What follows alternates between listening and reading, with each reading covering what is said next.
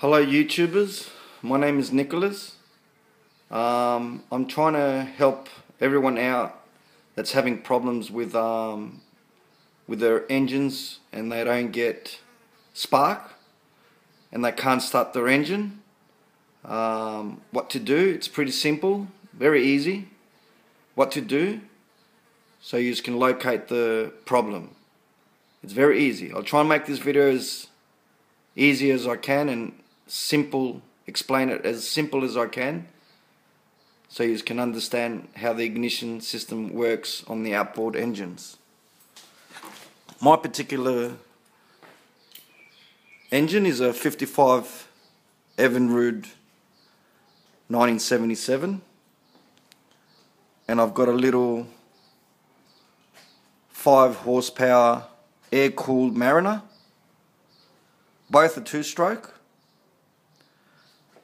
and this is obviously my main engine, and then I've got my auxiliary engine for emergencies, which I can steer from the front as I attach the rod from the main engine to the little engine, and I can steer it from the front. That's my setup.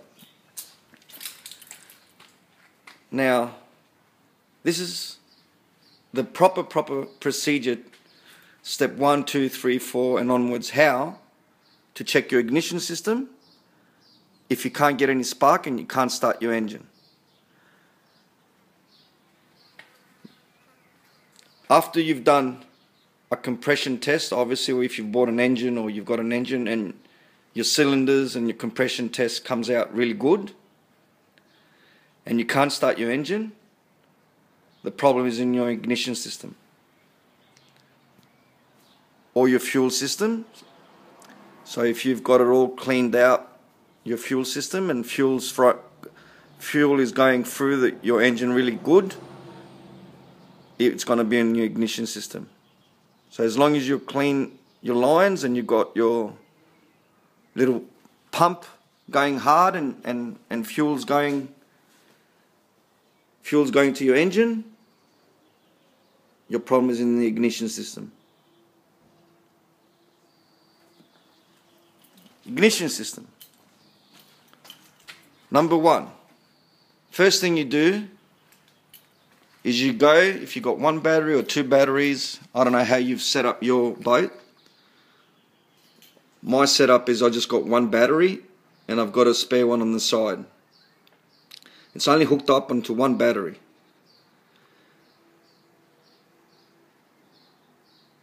First thing, step number 1, you look at your terminals. Make sure that they're tight, they're cleaned, and there's no cracks or any broken terminals. That's very important. Then you go to your engine and you check your earths, all your earths, especially if you've got an old engine. You go to your earth that goes from the battery, make sure that the battery terminal is good, and you move, and it goes on the body of the engine somewhere under the starter motor. That's your big thick earth lead. Then you check your earth on your starter solenoid, your earth on your coils, and any other earth that you can see. You check them all and make sure they're all good. So that was step number 1. Move to step number 2. Spark plugs. Spark plugs. If you can't get any spark still, you change the spark plugs.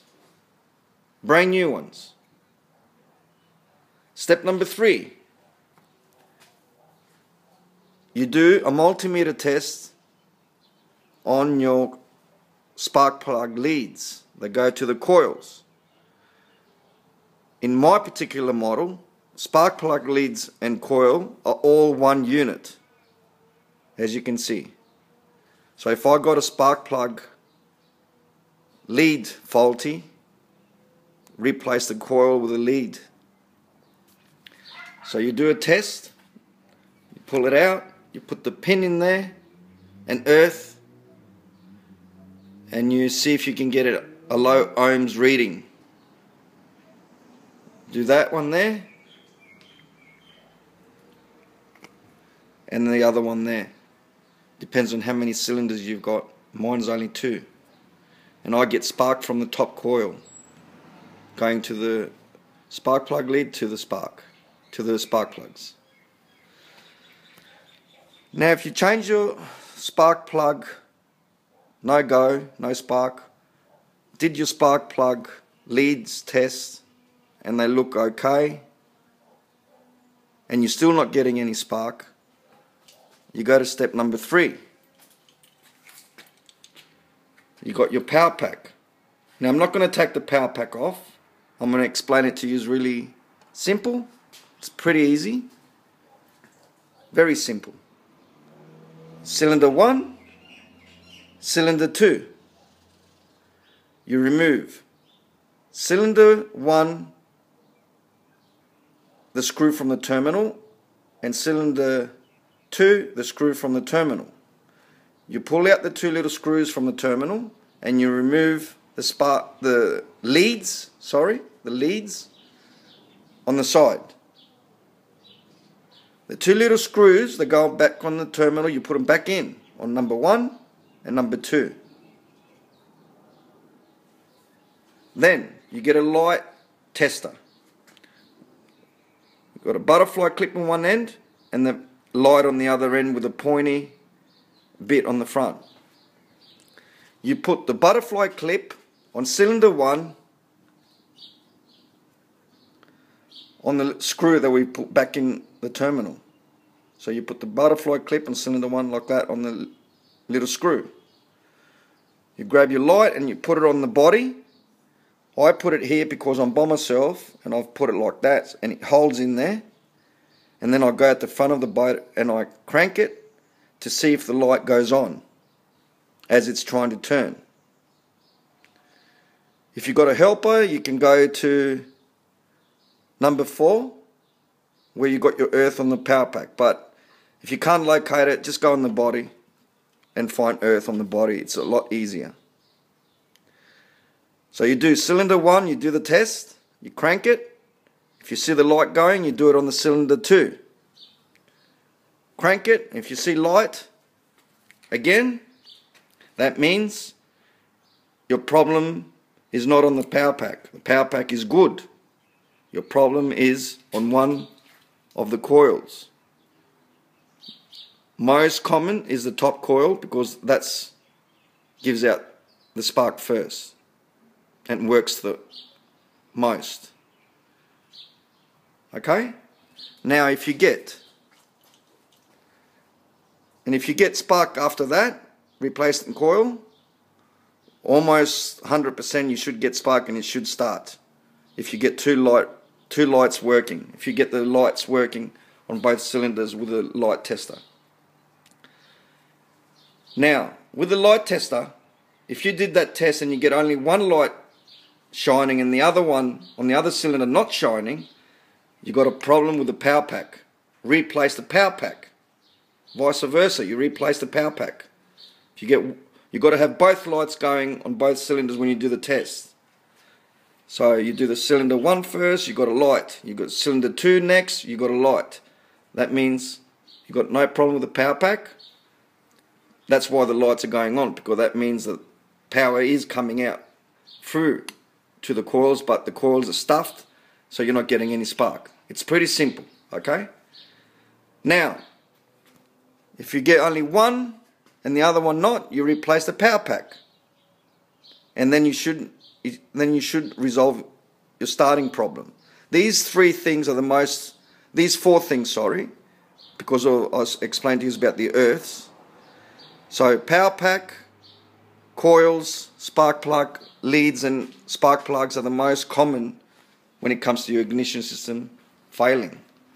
Now if you've got good power pack, good coils, good spark plugs, and you think that you've got good earths and you've checked all your earths and you're still not getting any spark, that means after you've done these steps and you've replaced everything with good ones, then your problem is from the power pack going to the flywheel. Under the flywheel you've got some more.